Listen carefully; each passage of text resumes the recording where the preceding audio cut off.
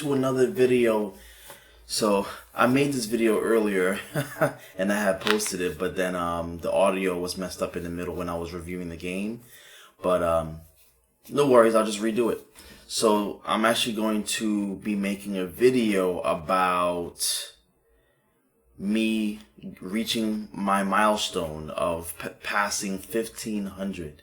Yes, I've passed 1500. That was a goal of mine since last year. I've been stuck hovering around 1400 for a long time, 1450. I couldn't get past 1500 for months. And then I believe it was July 8th was when I officially passed 1500.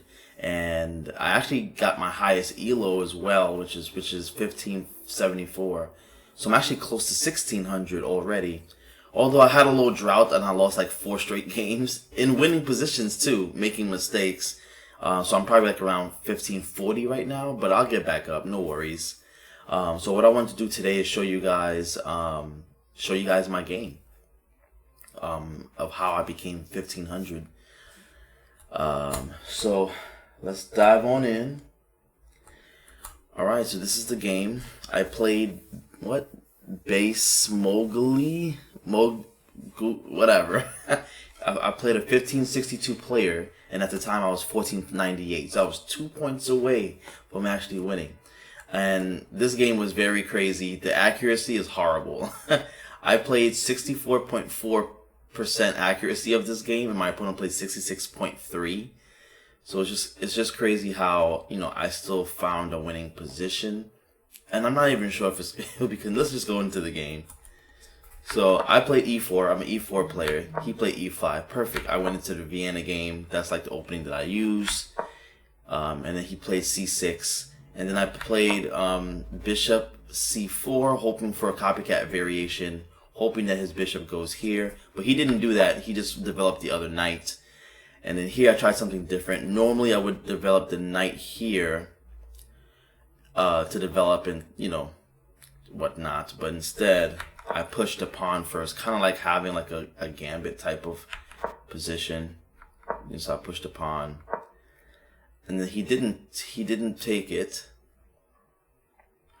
So this happened. He pushed here, connecting the middle, which looks like a natural move, but according to this, it's a missed opportunity. So what he's supposed to do here is he's supposed to, instead of pushing the pawn, find this tactic where he takes here, I take back, and then he forks me with his pawn on d5, potentially winning back a bishop or a knight. Now, in this position, he doesn't win any material.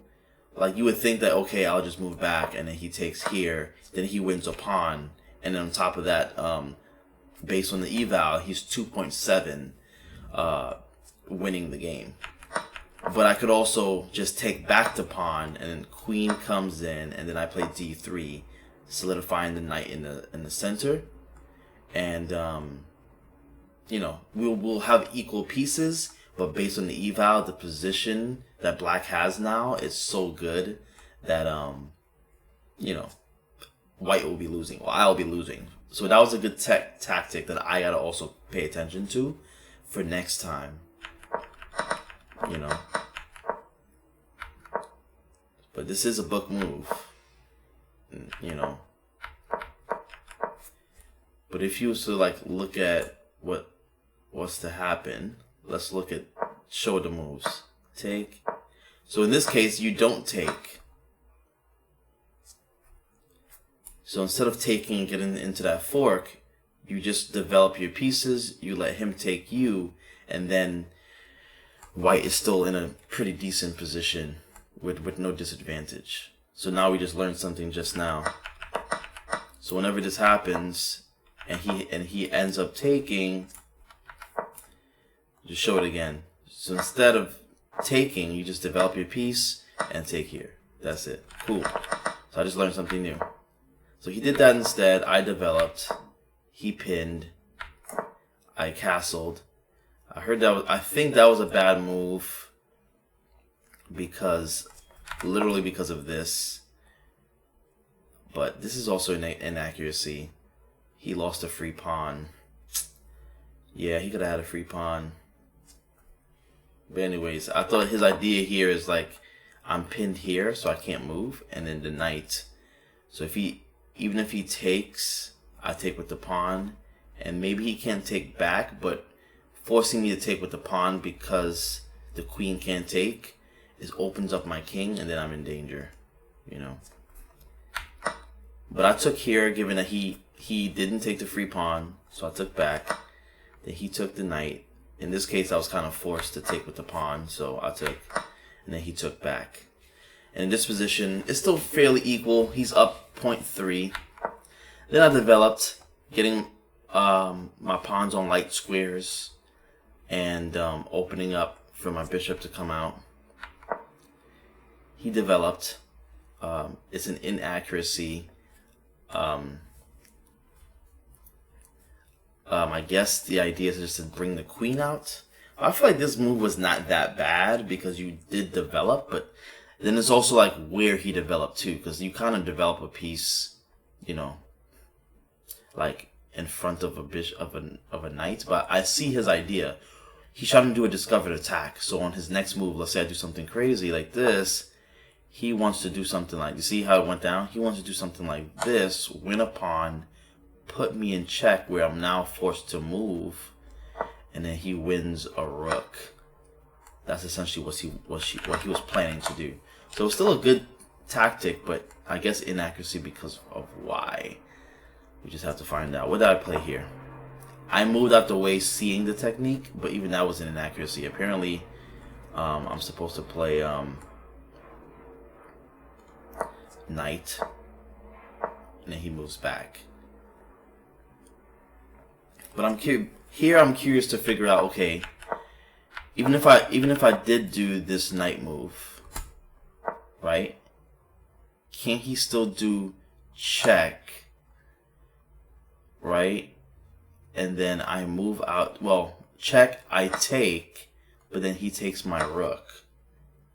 But I guess it's still a better position for me because I still win a bishop.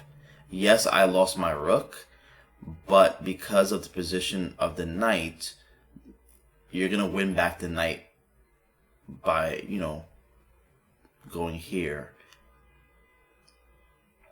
or something like that. So, yeah, so after he takes, you just go here and you essentially win back the knight. So you'll win a 2-for-1. So that's why that was a better move. Alright, I moved out the way. He moved his queen. I moved my rook. The idea was really just to go over here, but I see immediately why this is a mistake, because you can even go here. Well, I guess nah. This was a mistake, and it says what, b5.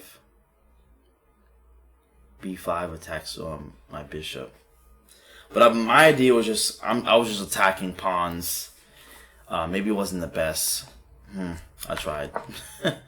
But he saw it and he just protected it. So he still kind of fell for it, kind of.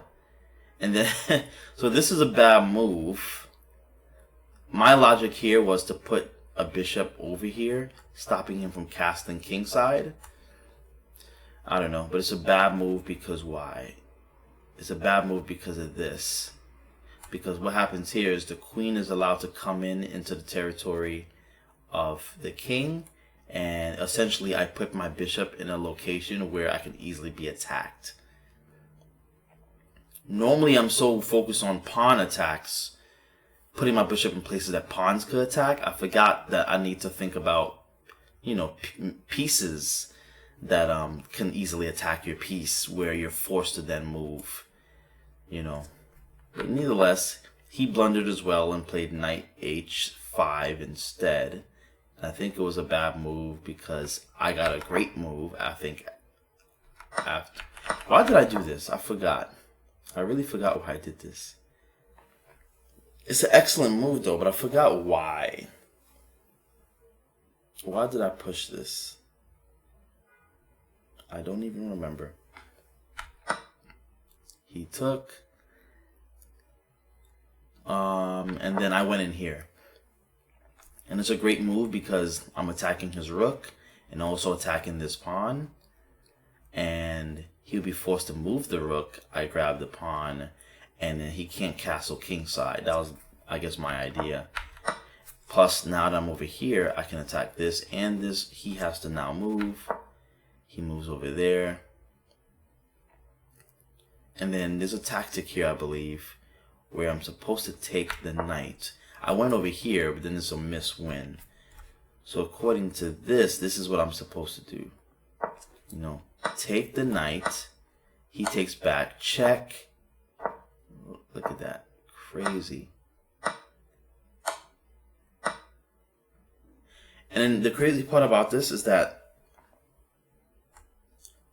I'm only up 1 point in this whole scenario. I'm only up 1 point in this whole scenario, but I'm winning by 0.9. So it's like, even after all of this, it's like, is it good? Not to mention this right here. Like, what would happen after this? Because he moves, but now I have to move my rook. I guess I'll just go over here. Let's see if it's even a good move. Oh, now me moving my rook here definitely shot up my position by 2.8%. Wow, okay. Well, 2.8 points. So I would have had a definitely, with that move, I would have a really good position. And if he was to trade, I'll just trade back with a better position. His rook is in the corner. Bishop ain't doing nothing back where it started. You know, everything's good. But that didn't happen because I wasn't thinking about, you know, trading all of those things. Because essentially in this situation, I traded a queen to get knight and two or potential 2 rooks. Because I could have went here, he takes, I take with check, he comes down, and I get another rook. So I'll trade a queen for 2 rooks, which is already good, and then an extra knight. And then the position is great. Not to mention I have this. You know, maybe pushing this away, whatever. You know, there's a lot of options here. I'm in a winning position. I wasn't thinking that. Instead, what I did, I just moved over here with ideas of this. Then he moves to protect it. And then I move my knight in. Perfect spot for the knight. And that's why, even though we're equal, that's why I'm up 1.2. Perfect spot for the knight. Look at that. Look at all the possibilities. All the possibilities that I have here. Cool. After I did that, he moved here, which is a big blunder. Why? Because what I'm supposed to now do here is I'm supposed to take this free knight, where he's like, what?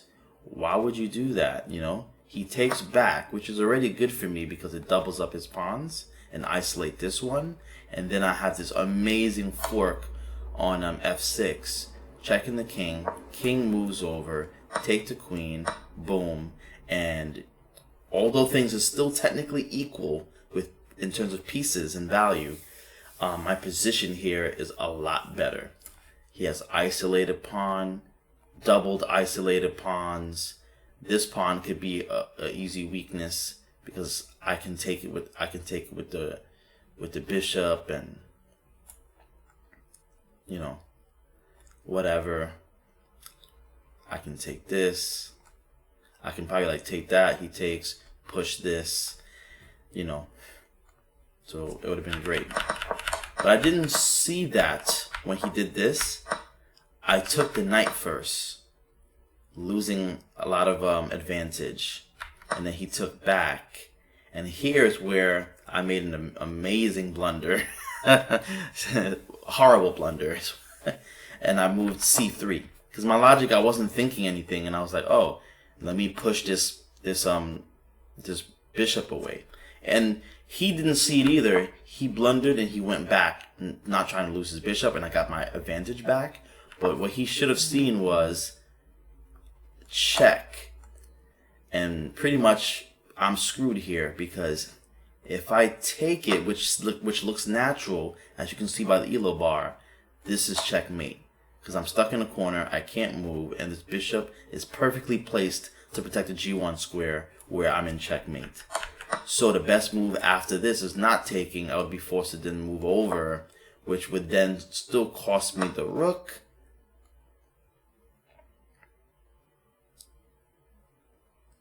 Still cost me the rook, and then stuff like this can still happen. Well, this is a bad move because the elo went back to normal. So maybe it was a better move. But I don't like the fact that my king is this open. But good thing the queen is around to do stuff, and the king could tuck back in. But in this position, after taking, I'm in a bad position. So, but he didn't see that. He moved backwards. Thank goodness. And then I got my advantage back. And then I finally saw the move. I finally saw the move where I was able to take the knight.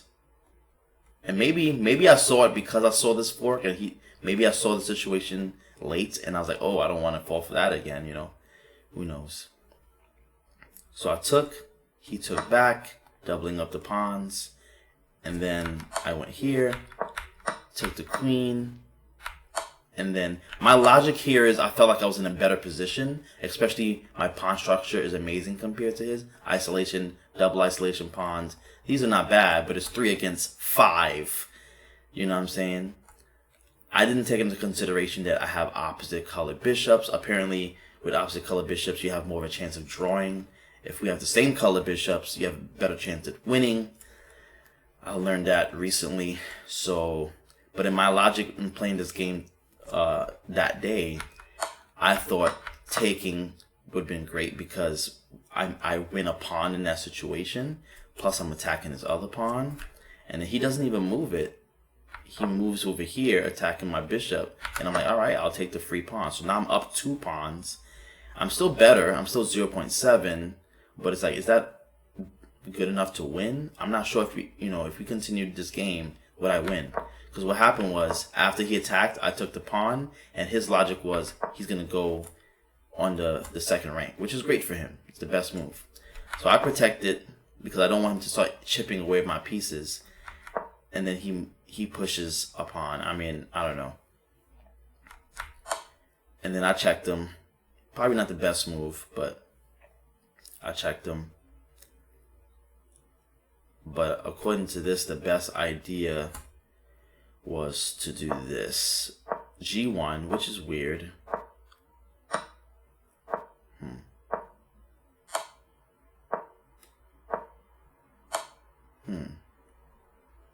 And in this position, I'm still winning. And I guess the idea of why I went to G1, well, why the computer says go to G1, because you get this check, and you get to eat away at his pawns here. While for you still have pawns that's already pushed up, and you can do something with this along with the bishop and everything here. The bishop is protecting this, and these are still healthy. So maybe there's an argument there. You know, especially when you get this one, because if you can get this pawn especially, you can isolate these 2 pawns, and then you're definitely in a better position. So maybe that's why, but that didn't happen. I wanted to protect my pawn, so I just put him in check. He moved, and then I pushed the pawn. He attacked my bishop and the pawn, which made a lot of sense, and then I went over here. Because I didn't realize it's like me doing that check and pushing this pawn, I'll end up like kind of getting myself in a fork. What is it called? A fork? A discovered attack, where you're attacking the bishop, he wins a pawn.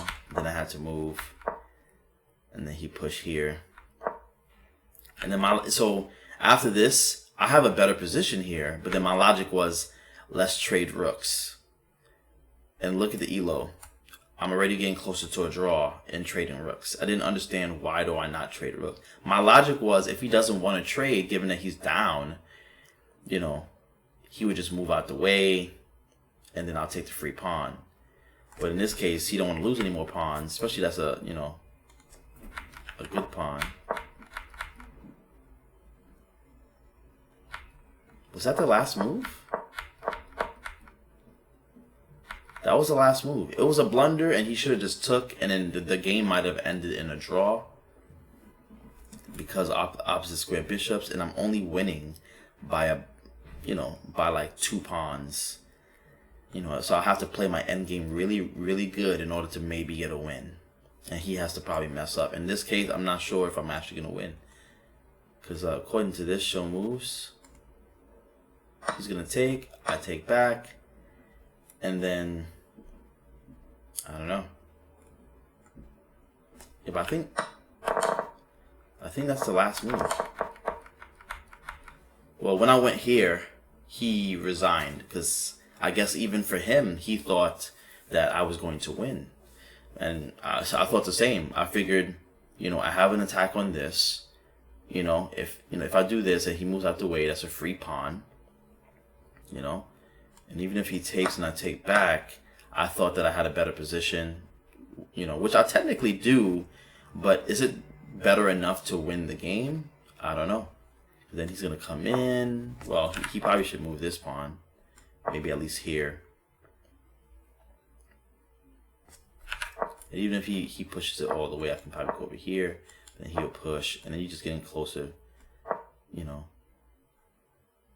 And he might do something like this, which is a good idea, but then also, like, you know, now it's stuck. So, but you know, but I have to be mindful of, like, same color bishops is better for end games if you're trying to win games. But yeah, so this is the end of my game. I know it kind of like ended kind of like trash. Like, I wish it ended in a cool checkmate or something. But he quit, and this is when I became 1500. So just, you know, I'm just happy and proud of myself for finally getting to 1500, and I hope that I continue to get better. My highest elo right now is 1574. Well, the highest I got was 1574. I lost a few games and I went back down to like 1540. So I have to get back up there. And I was making way too much mistakes in winning positions. So I just got to be more careful and more mindful. Like, one thing I learned is, like, you really have to pay attention when you're playing chess. One little blunder, you're going to lose. So it's like, you got to know that you have winning. Yeah, you have to put yourself in winning positions. You have to know when to make trades. You have to watch out for long-range pieces, because sometimes we forget, and we get into situations that put us in disadvantages because of, like, discovered attacks, bishops in places that you forget to, you know, that you overlook, the queen in places that you forget that you overlook. The knights can be very tricky with the forks, so you got to be careful because they jump around the board all the time. And you have to literally practice, like, taking your time, look for checks, captures, and attacks, and then look for those same exact things for your opponent to see what your opponent will do. And then you also have to, like, not blunder. Once you master or get better at making less and less mistakes, that's when your game gets better. You know, because the person that loses is the first person to make a mistake, really. So, this is my video. Thank you so much for watching. Don't forget to like, share, comment, subscribe. Comment what you think about the video, or comment about other videos that you want me to react to, movie trailers, video game stuff. And thank you so much for tuning in. I will see you in the next one.